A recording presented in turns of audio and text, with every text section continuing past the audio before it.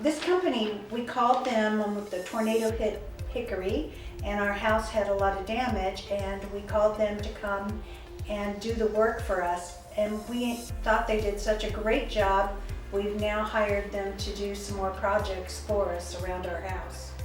And I'd have to say, we're really kind of fussy about our house. It's a 1920 farmhouse, and we want things done right.